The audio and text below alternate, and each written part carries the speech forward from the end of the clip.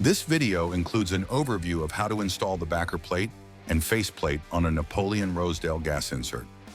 The backer plate hosts tabs in each of the corners, which align with slots on the outer edge of the firebox.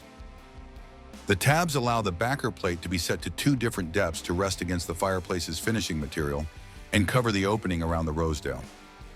To install the faceplate, remove the safety barrier and place it face down on a soft surface. Identify the lower screws on either side of the safety barrier and remove them.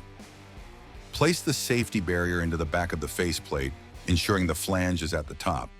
When correctly placed, the lower holes where the screws were removed will align with the holes in the faceplate. Once correctly in place, secure the faceplate to the safety barrier using the screws previously removed. The faceplate can then be installed onto the retaining tabs on the Rosedale, covering the control area and adding a decorative finish between the safety barrier and the backer plate.